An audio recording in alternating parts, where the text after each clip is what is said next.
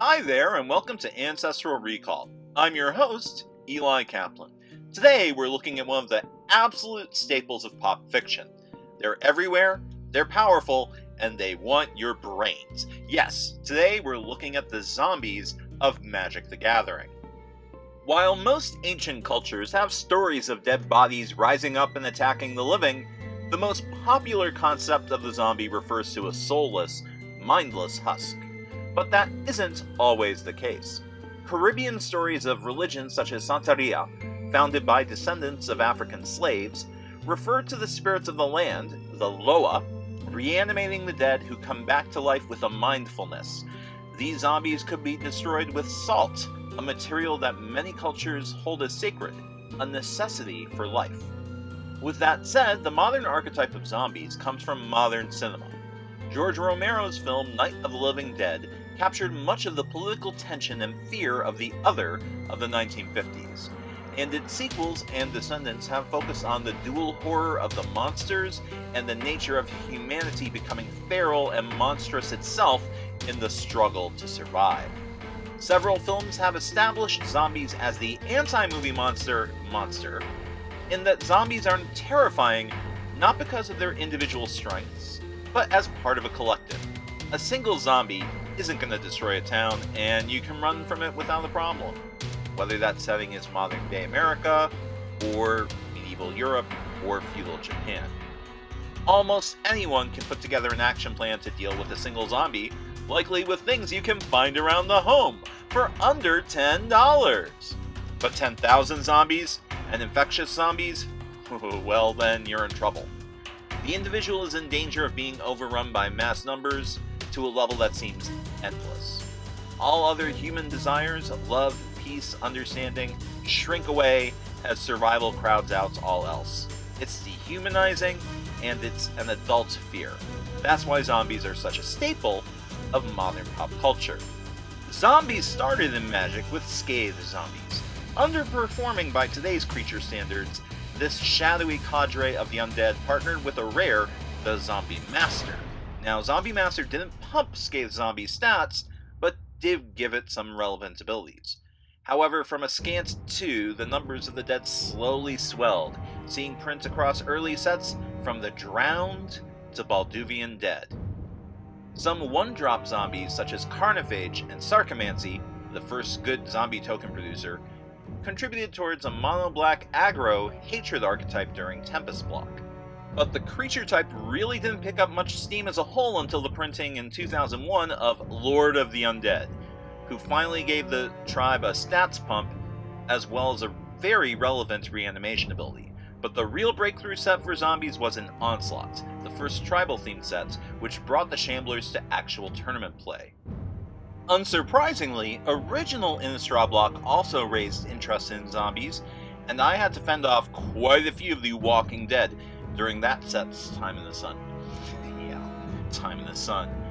Magic zombies don't really mind the sunlight, it's just that they work better at night. Now, some zombies are Phyrexian, and Theros' zombies all wear masks concealing their faces, but the rest are pretty generic humanoids unless they're explicitly marked as being a reanimated species, such as Undead Minotaur or Vodalian Zombie. Black is obviously the primary color for the tribe, though there are a significant number of blue Frankenstein-style monsters in the tribe as well. And there are a lot of multicolored zombies as well, so you can find zombies in all 5 colors. There are even monocolored red and green zombies, Slavering Nulls and Ghoultree. A green zombie? That tells you how terrible a place Innistrad is. Most zombies are designed for repeated use. Knock them down once, and it's just as likely that they'll pop right back up as stay down. That's their shtick, but in order to balance them for limited, only a few actually interact with the graveyard in any given environment. So let me explain my rubric for getting on the list. First of all cards must be zombies. Endless Ranks of the Dead has achingly beautiful art and a cool ability, as well as, an amazing name, but this is an enchantment, not a zombie. The same goes for Army of the Damned. Okay, let's be honest here. There are a lot of metal band names that go with zombies, But back to this list. Now, if the card does something unique, innovative, or excites me, then it's cool. It doesn't have to be tournament playable to make the list, though efficiency and power certainly helps. And yeah, there's going to be a ton of honorable mentions because there are over 350 different zombie cards out there. Since zombies are a classic trope of horror, cards that evoke a sense of fear also get extra points today. I also took a bit of an extra challenge today by avoiding all legendary zombies. Now, normally, by being a legend, a card gets some power bump, but legends are very distinctive, and zombies are special and distinct as a creature type because, well, they're not unique. Anything can be a zombie, which makes them so horrifying. So if your favorite isn't on the list, let me know in the comments. Okay? Here we go. Number 10, Shepherd of Rot. Talk about terror and fear of the hordes? Yeah, this one scares people, and rightfully so, dragging everyone closer to death. With the sheer numbers of the horde dragging a whole table of players down, yeah, this Onslaught common was powerful and flavorful as well. The assumption is that in sharing the pain, the Shepherd's Master is going to be the last one standing, and yeah, that's an usually correct assumption. Number 9, Undead Alchemist. This isn't the most powerful zombie, but the way that it transforms a player's library into their life total, as well as propagating more and more zombies with every single hit, does express the whole communicative plague type of zombie horror. I would rank this card higher, but the complexity of its mechanics hides the flavor. Number 8, Diagraph Captain. There are so many zombie lords, and all of them are really good, but I'm only going to keep one lord pumping stats on the list, and that's Diagraph Captain. The combination of inevitable death triggers and pumping your team adds so much to the horror level. And yeah, it was a total staple of Innistrad Dark Ascension draft. Number 7, Still Moon Cavalier. The Zombie Knight has honor, protection, and features the whole Pump Knight flexibility. Now there have been other Headless Horsemen in Magic, but this guy combines 2 lineages in one and is available to many different decks and playstyles as a working grunt on the line who can shine. Number 6, Gem Palm Poluther. What does direct damage look like for a zombie deck? Well, a jarring combination of cycling and draining, you see. And zombie decks really don't mind having their compatriots in the graveyard. This is a lot of advantage in a surprisingly cheap package. Number 5, Graveborn Muse. Paying life to access more knowledge is a very black thing to do, and tying this to the number of zombies on your side is a risky, yet satisfying thing to do. If your black deck is light on zombies, the knowledge and pain will come trickling in. But if you happen to be flush with the undead, well, you're going to get quite a jarring rush of knowledge. Number 4, Gravecrawler. Decks that seek to sacrifice creatures for profits want to have endless fodder, and that's what Gravecrawler offers. For a single black mana, you get so much recursion, it's not even funny. And it's okay randomly attacking on turns 2 and 3 even. Number 3, Carnophage.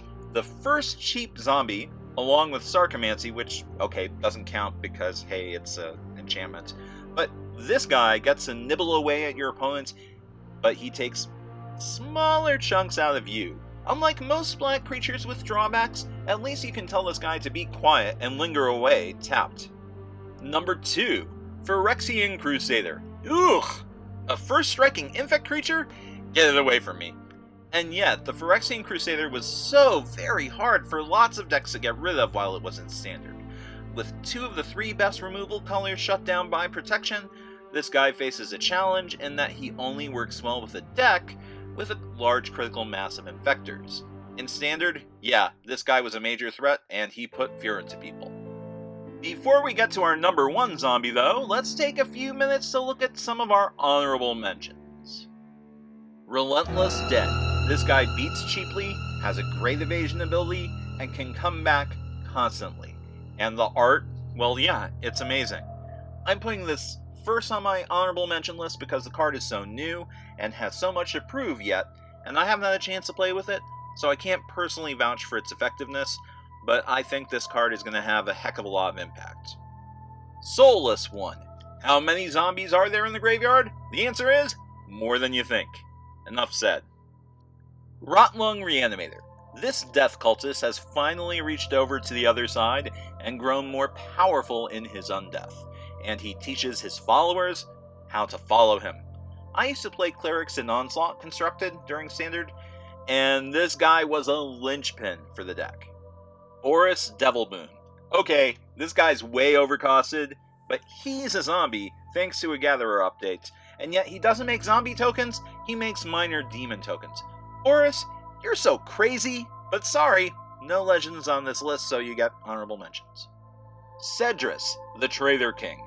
As a zombie Lord of Battle, the ability to stir up any dead creature, not just zombies, really helps the flavor of Grixis bleed through. Unearth is an ability that I really enjoy, even if I only exploited it in Limited. But sorry, Cedrus. Again, no zombies on the list that are legendary. Badass.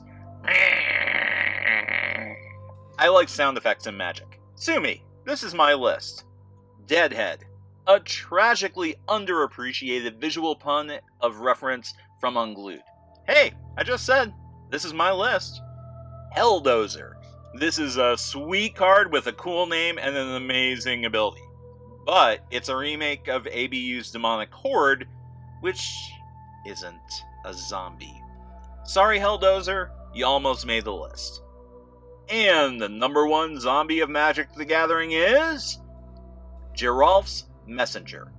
Undying is a classic horror trope, where you think you've vanquished the foe, and yet the threat comes back, more dire than before. The Messenger just drained opponents of their will to fight, not just their life totals, often getting concessions because opponents could do the math and figure out, yeah, they were already doomed on the board. That's visceral gameplay. Alright guys, that's my list. I hope you enjoyed it and found a few new things that may be enjoyable for you to spice up your Constructed or your Cubes games. So anyway guys, if you enjoyed this list, subscribe if you haven't already, hit that like button, share it with your friends. And we're going to be putting out some new content very, very soon, starting off with a homage to one of the greatest franchises in pop culture's history, Star Trek. So that's going to be coming up very soon, along with retrospectives on Urza's legacy. Thanks for watching. This is Eli Kaplan, signing off for Ancestral Recall. Good games, and good luck.